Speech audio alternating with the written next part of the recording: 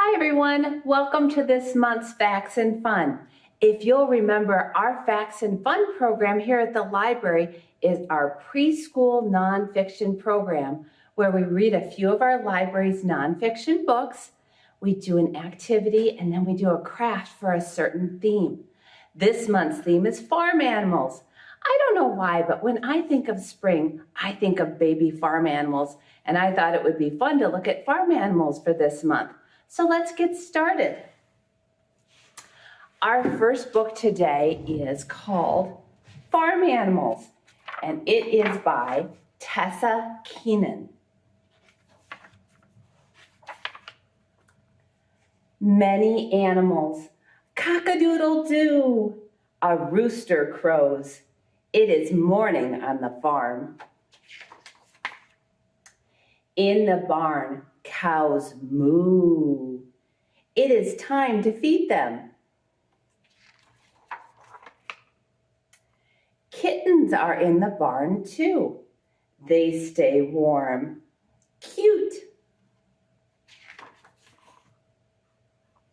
Pigs are in their pen. Look, there are new piglets. Oink, oink. Are you making farm animal sounds while I do too? I hope so. Hens lay eggs. We pick them. We let the horses out of their stalls. They gallop. Sheep are in the pasture. They eat grass. The farm dog rounds them up. Woof! There's the farm dog.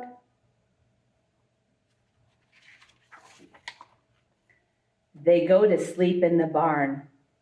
Good night, farm animals. That was a great introduction or a great start for farm animals, don't you think? Now let's do an activity with farm animals. Okay, today's farm animal activity is a fun one. It's called a memory game. Some of you may have heard of memory games before, and you may even have one at home, but I bet you don't have one about farm animals. So everyone has one of these in their kit, comes in a nice box to keep it in, and inside is a bunch of cards. And all of these cards have pictures of farm animals on them. Scarecrows, roosters, little pigs, oh, even some farm people. If you've never played a memory game, it's really quite easy. What you do is you scramble up the cards, probably a grown-up can help you do that. And then you put them all face down, which means this part will face up. On a table or on the floor, it's usually easier if you go in rows and kind of keep them organized, but you don't have to do that. And what you do for a memory game is once you have them all out, let me give you an example. These aren't all the cards, but if you had all the cards out, you take turns, youngest goes first, and you pick 2 cards. You pick up one card and you say, oh my goodness, look, there's a bison. And then you pick another card. Now let's say that card's there. You pick that up and you go, oh, that's a kitten. These 2 don't match. So since they don't match, you put them back down exactly where they were. So what happens if you get a match? I'm going to cheat real quick. Okay, if you get a match, say you pick this one, and then you go, I wonder which one I should pick too. And I'll pick this one, and you go, oh, this is a match. So I get to keep these 2 cards in my pile. You keep playing until all the cards have found their match, and the person with the most cards wins. Now, why do we call this memory? Because you have to use your memory to remember where the cards are that people flipped over that didn't match. Remember, I flipped over that kitten? If you find the other kitten, you'll have to use your memory to remember that the kitten was right there. So it helps to build your memory. I bet you'll get really good at this. So at least 2 people can play. More than 2 can play if you'd like. And remember, the youngest always goes first.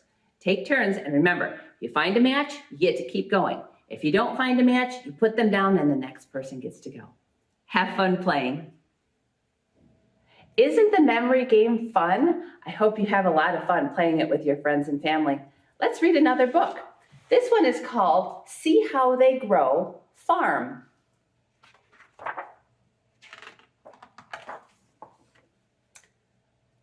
Duckling. My mother has laid her eggs in this nest. Inside each egg, a duckling is growing. One of them is me.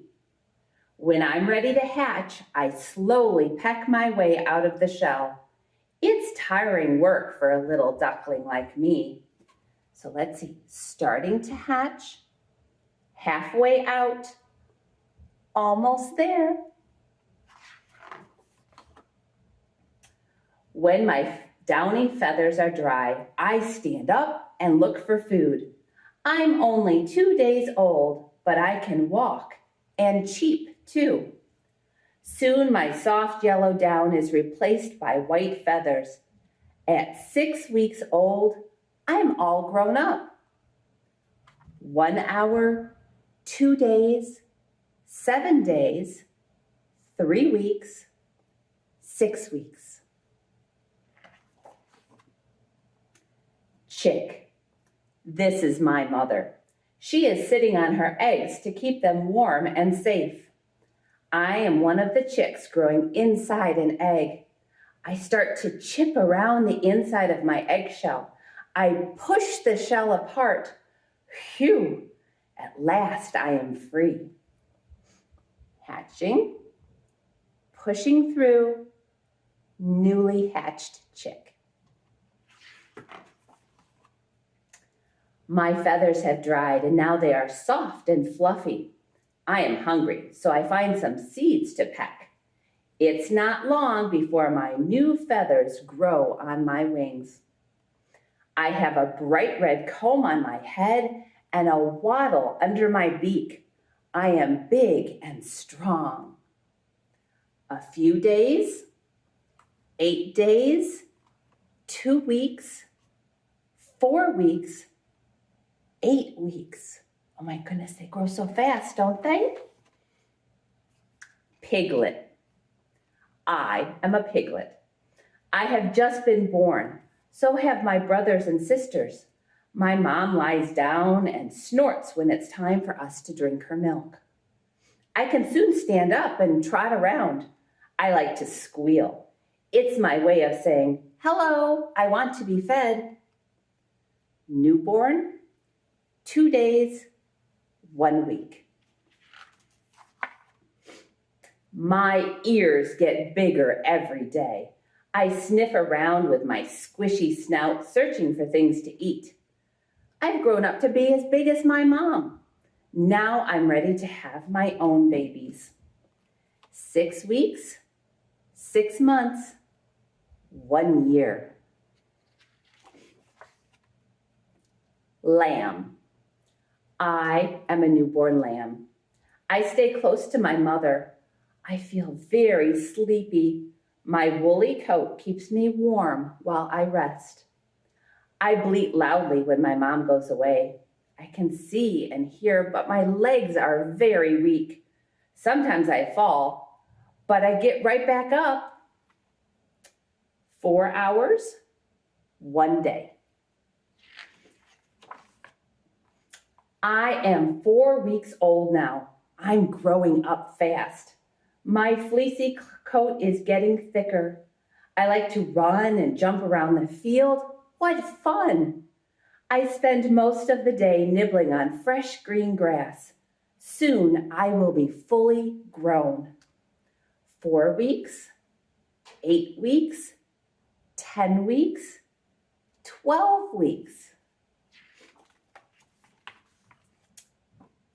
Calf. I am a calf. I have just been born. My mother moos softly at me. I'm trying to stand up, but my legs are wobbly. It won't be long, though, before I'm strong enough to walk. newborn, 4 weeks. My winter coat is thick and velvety. I enjoy eating grass all day long. My coat is changing color and I'm starting to look like the big cows. Soon I will have a calf of my own. 5 months, 10 months, 14 months. How did they grow? Look at all of those animals we just talked about and how they grew from little animals to big animals. Wasn't that neat to find out how animals grew from baby farm animals to big farm animals? Okay, now we're going to do a craft with farm animals. Okay, now let's do a craft for farm animals as well. This one's a lot of fun and I think you'll enjoy putting it together and then playing with it after you're done. We're going to make craft stick farm animal puppets. And then we're also going to make a puppet stage for them. So to start with, in your kit, you'll have something that looks like this. It's a bunch of farm animals. Now you can color these any way you want to. You can use crayons, you can use colored pencils, you can use markers, and color them any way you'd like. I have some of them colored so that you can see here. I already cut some of them out because I made puppets with them. But can you see? I made even a blue puppy and a purple cat. You can color them any way you would like. So once you're done with coloring, you're going to cut them out, just like I've done some of them here. Do you have to cut them out on the lines? No, actually it's easier if you don't. If you just cut around in a circle, around, I'm going to cut out my cow right now. You cut around in a circle around your animal after you've colored it. It's easier if you do it after you color it. So see, I just cut out my cow. Now I'm going to go into my bag. I'm going to pick out a craft stick. Some people call them popsicle sticks. We'll call them a craft stick. And then you're going to use a glue dot. Glue dots are great because they're not messy. So what you do is you find a glue dot on your sheet and you stick the top of your craft stick down on the glue dot, and then you can peel it away so that the glue dot sticks on the end of the craft stick. And then you can take your farm animal and stick it right down on the top of the craft stick so that it looks like that. So now I have a cow and a pig and a chick and a horse all done. You can do as many as you'd like and color them however you'd like. After you're done with the craft stick puppets, you can get your barn out of your kit and you can color your barn any way you'd like to. I colored mine red and black. I don't know, I always like red barns, but you can color it any way you want. Now, you could do a puppet show right in front of your barn like this, or with your grown-ups' help, you can cut out the door, see, cut out the door of the barn, and then you can do a puppet show from the back. It's up to you. I hope you have a lot of fun with that. I know I like to do puppet shows, and I bet you do too. So color that in, and we'll go ahead and read a new book about farm animals.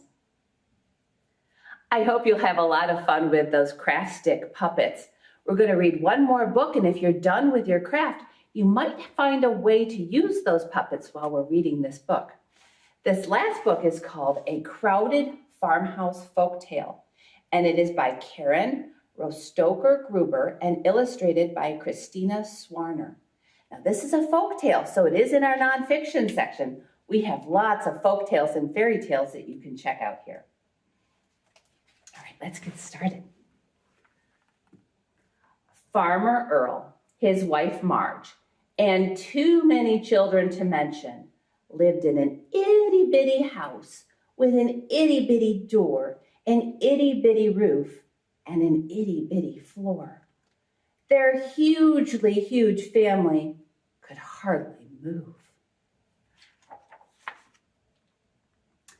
There was no room to sit, no room to pace, no room to rest, no extra space. It's too crowded, complained Farmer Earl. So he went to see the wise woman in town. How can I help you? She asked. My hugely huge family is too large for our itty-bitty house. Put all of your ducks in your house, said the wise woman. How's that going to help? Wondered Farmer Earl. But he went home and did as he was told.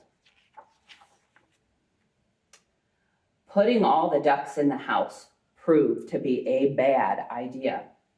The ducks flapped, the ducks snapped, the ducks waddled, the ducks quacked. There was no room to sit, no room to pace, no room to rest, no extra space. It's too crowded, complained Farmer Earl. So he went back to see the wise woman in town. How can I help you today? She asked. My hugely huge family is still too large for our itty-bitty house. Put all of your horses in the house, said the wise woman. How is that going to help? Wondered Farmer Earl. But he went home and did as he was told. What do you think is going to happen? Putting all the horses in the house proved to be a very bad idea. The horses bucked, the horses chomped, the horses neighed, and the horses stomped. Oh my goodness, look at all of them all over the place. The ducks flapped, the ducks snapped, the ducks waddled, the ducks quacked. There was no room to sit, no room to pace, no room to rest, no extra space. It's too crowded, complained Farmer Earl. So he went back to see the wise woman in town. How can I help you today? She asked. My hugely huge family is still too large for our itty-bitty house, he exclaimed. Put all of your goats in the house, said the wise woman. How is that going to help? Wondered Farmer Earl. But he went home and did as he was told. Putting all the goats in the house proved to be a disaster. The goats chewed, the goats licked, the goats bleated, the goats kicked. The horses bucked, the horses chomped, the horses neighed, the horses stomped. The ducks flapped, the ducks snapped, the ducks waddled, the ducks quacked. There was no room to sit, there was no room to pace, no room to rest, no extra space. That's enough, shouted Farmer Earl. So he went back to see the wise woman in town. How can I help you today? She asked.